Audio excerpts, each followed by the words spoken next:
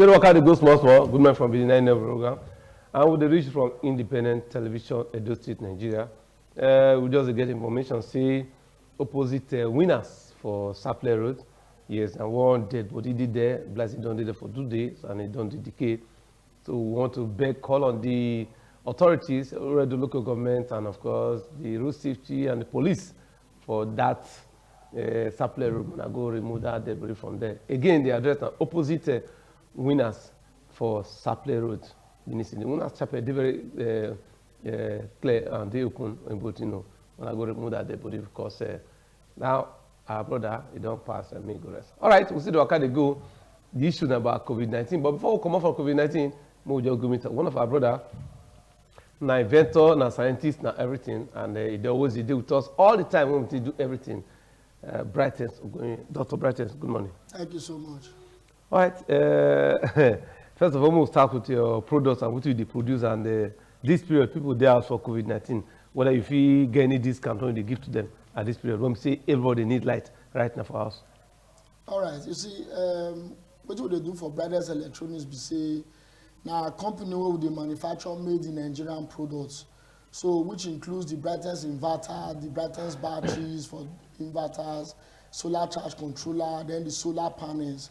I want to let Nigerians know, say, the promo they end today. Our promo seasons go end today because we don't run this promo, they come for the past 3 months. So it go end today. And I want to let Nigerians know, say, if you want to be part of this promo, the inverters where we get, the same everybody stay house, may we stay locked down because of COVID-19, everybody stay inside house. I want to let Nigerians know, say, if you stay inside house, they buy food stuff, they put for house, they put things for your fridge, you don't get power, you don't get constant light till they power that fridge. The things you put for the fridge go come, they spoil. And again, now we say with the experience epileptic power normally for naturally, as in everywhere for Nigeria, with the experience epileptic power supply.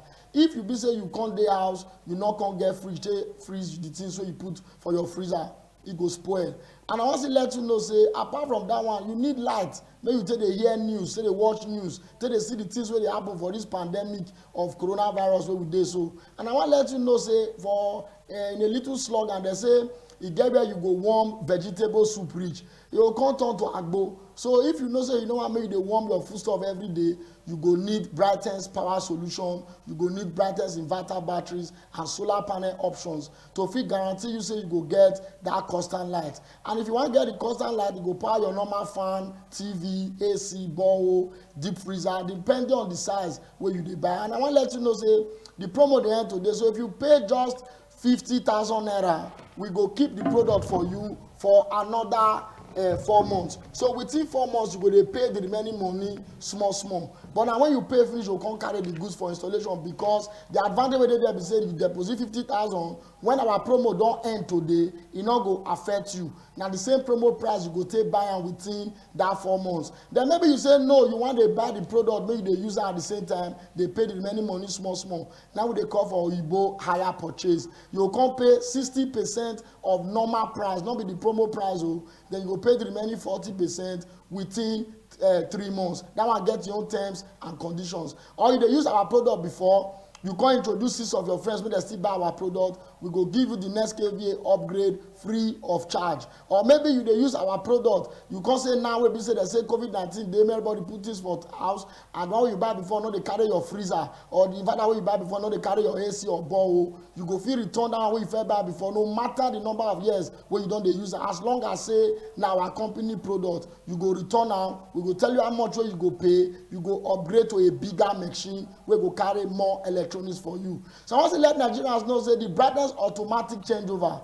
Now circuit wey we design wey be say if they bring your NEPA light for night, maybe you dey sleep, e go fit help you off your generator, carry you go national grid effortlessly. So you never need to wake up from sleep. Or maybe you dey house, you say no, you want it from inside house, they on generator wey dey outside, or they from inside house, they off generator wey dey outside. You come buy wetin we dey call the Brightens power switch for generator. So na 2 separate circuits, so as to avoid insecurity. Make you no go dey go outside, go dey off gen for middle of the night, and thieves dey there with you, or they draw the choke of your gen. You no go know say na thief dey there. That's why you need the Brightens automatic changeover. May help you off your light, carry you go national grid, or the Brightens power switch to fit on and off your gen from inside house.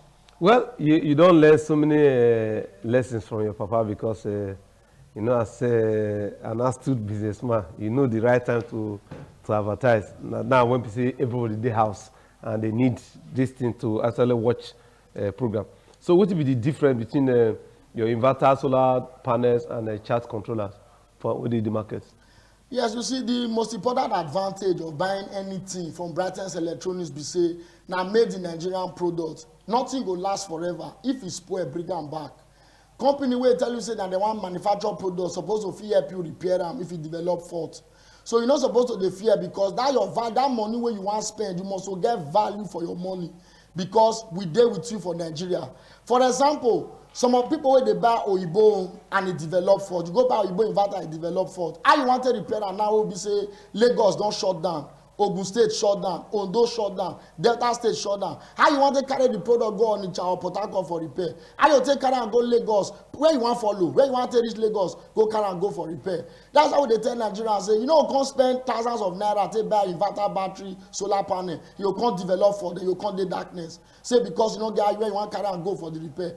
This is the reason why you need to dey buy Brightens inverters, battery, solar panel, solar charge controllers, and the product wey we dey make. In fact, say na made in Nigeria, e get standard organization of Nigeria certificate.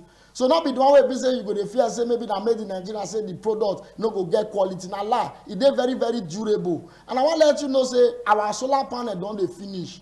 The panel na panel wey we design for China before coronavirus come up, and na panel wey be say we dey sell according to the weather, Nigerian weather, based on the research wey we do before we go Igbo land go make the panel. So that's why if you dey buy the one our solar panel, you wey dey north, the one panel wey we go sell for you different from you wey dey south. Panel wey we go sell for those wey dey middle belt dey different. So I wan let you know say the panel no dey drag thunder. You no need to put under arrest or there. The solar panel get 20 to 25 years shelf life, but we dey give manufacturer warranty of 2 years. Then the inverter, battery, solar panel, solar charge controller, those ones get 1 year manufacturer warranty. And I wan let you know say if for example say you buy our inverter and the panel wey you get na fake panel, and you know say we dey approach rainy season, thunder when rain dey fall, that thunder lightning na still source of electricity. If the panel no be original, e go transmit the thunder lightning, e can damage your inverter or your electronics wey dey that house. That's why we go tell you say if you buy our inverter machine, for example, our inverter machine get inbuilt thunderstorm resistant facility. Now we put am there deliberately. You know they always dey do oyibo, but now we put am inside our own deliberately so that e go fit dey withstand some thunder lightning effect. But e get the number of time wey go fit withstand am o. If e be say your panel na inferior one, you refuse to put under arrest or there or repair that house, and the inverter come finally spoil, you will be the customer and go pay for the repair. Or you buy one inverter, you know say where you dey stay, the public power wey you get na so the NEPA light or BDC dey fluctuate up and down. You refuse to put stabilizer for the charging point of the inverter, e develop fault, you will be the customer and you go pay for the repair because that no be manufacturer errors. But I wan let you know say the advantage be say e go carry your normal fan, TV, AC, borehole, depending on the size wey you buy, and no subscription. Don dey pay subscription every month. Well, come tell the public about your training programs, whether people dey do IT for your office or not, and of course where you na dey, Apple reach una phone number and all of that. Yes, you see, I wan let Nigerians know say if you wan learn how to make some of these things wey we dey do, provided say your pikin sabi read and write, we go fit train you. If you sabi read and even na primary 6 living certificate you get, we go fit train you. If e be say maybe your pikin dey university and you wan make come still do industrial practical skill acquisition program, come, we go fit train you for Brightens Electronics. But remember say you must to sabi read and write. I wan let Nigerians know say if you wan reach us for Brightens Electronics, our office address dey number 30 Federal Government Girls College Road, number 30 Federal Government Girls College Road, near UBTH for Ugbowo. And if you wan come, our phone number dey screen already. If you wan search our website na www.brightens-electronics.com, or maybe you wan watch our videos for YouTube, search for YouTube videos of Brightens, or search Brightens Electronics Company Facebook page. You go see everything wey we dey do. My country people, make una stay safe for this COVID-19 pandemic o. The thing na real o, na do. All right, now hear from my brother Brightens. Always come here, they come advise people. And for this period, the guy you get to talk to him because of fact that power get us a bit.